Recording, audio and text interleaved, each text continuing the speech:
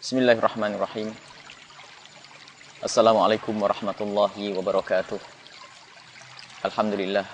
Wassalatu wassalamu ala rasulillah Sayyidina Muhammad bin Abdillah wa ala alihi wa ashabihi wa mawalah, amma ba'd. Para pemirsa dimanapun anda berada, mari kita lanjutkan kajian kita, ringkasan Riyadhus Shalihin, yang kita saat ini akan masuk bab babun fi bayani kathrati turuqil khair, tentang banyaknya jalan-jalan menuju kebaikan. Di sini Imam An-Nawawi rahimahullah taala menjelaskan, mengutip ayat wa ma taf'alu min khairin fa innallaha bi alim. Apapun dari kebaikan yang engkau lakukan, Allah Maha tahu. Enggak ada yang tersembunyi. 1 rupiah yang anda infakkan, Allah tahu. Sesuap nasi yang anda berikan kepada fakir, Allah tahu.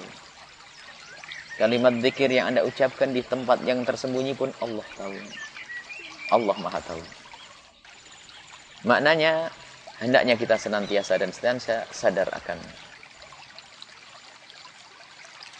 diri kita yang selalu dilihat oleh Allah Subhanahu wa taala.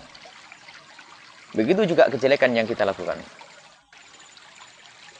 Disebutkan, "Faman ya'mal mithqala dzarratin khairan yarah." Yang berbuat baik sekecil apapun akan Allah lihat. Allah perlihatkan kepada orang tersebut. Yang jelek pun demikian. Tapi kita akan tinjau kita akan melihat dari sisi begitu pemurahnya Allah. Itu kebaikan sangat banyak. Dan sangat banyak. Sehingga kalau ada orang, sampai dikatakan, kalau ada orang susah masuk surga, ini bukan susah jalannya, tapi memang buta matanya. Padahal jalan surga sangat banyak. Di rumahnya ada jalan surga, di kantor ada jalan surga, di saat mencari nafkah pun jalan surga. Begitu luasnya jalan surga dan begitu banyaknya jalan surga.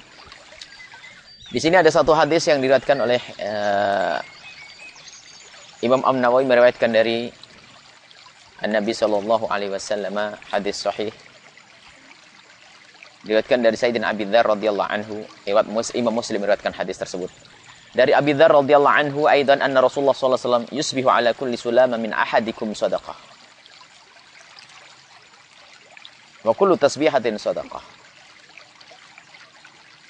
Setiap ruas yang ada di tubuh manusia ini ada sedekahnya. Wa kullu tasbihatin sadaqah, dan setiap tasbih yang dibaca oleh seorang hamba adalah sedekah. Wa kullu tahmidatin sadaqah, dan pujian kepada Allah, tahmid, membaca alhamdulillah, ada sedekah. Wa kullu tahlilatin sadaqah, dan juga tahlil la ilaha illallah yang dibacanya sedekah. Wa kullu takbiratin sadaqah, dan takbir juga adalah sedekah. Wa amrun bil ma'ruf wa sadaqah, mengajak kepada kebaikan sedekah. Wa nahyun 'anil munkar sedekah. Oh, begitu mudahnya. Ini sedekah.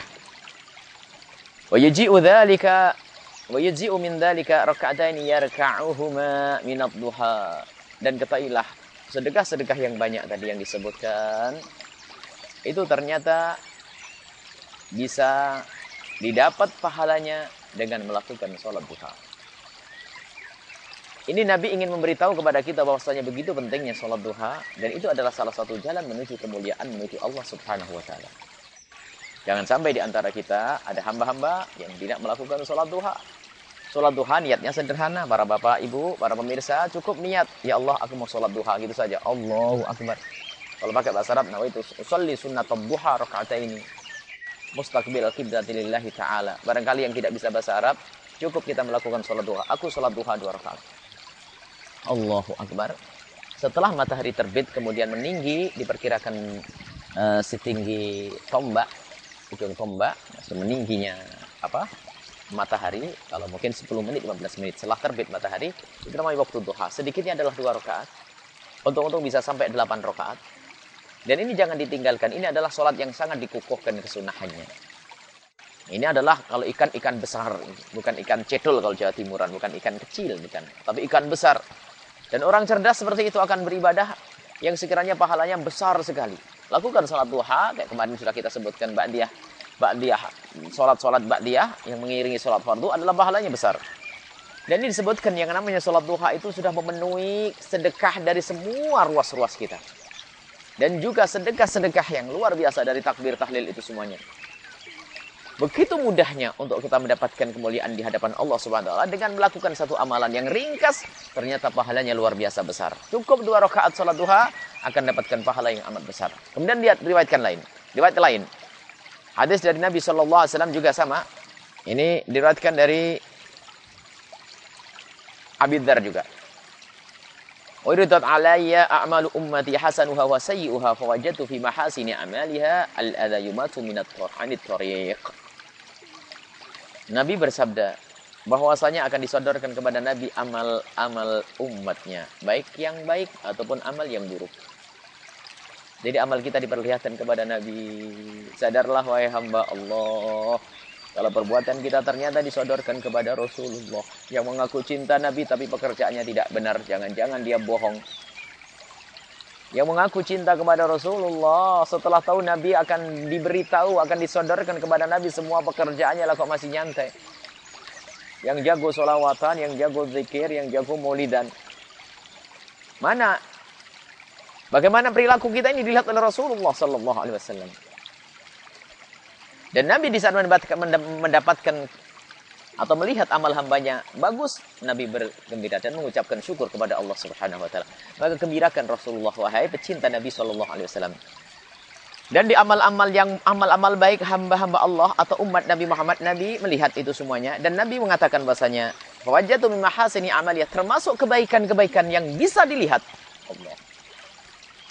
Al-adza, kotoran. Yubatu 'anit thariq, yang diambil dari jalan.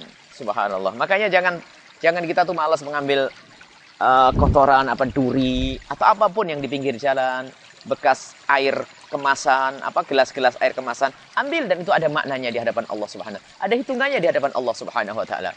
Dilihat oleh Rasulullah, ini hamba yang baik. Imatatul adza an thariqil muslimin, lihat mengambil satu kotoran yang bakal mengganggu kaum muslim, kulit pisang dan sebagainya.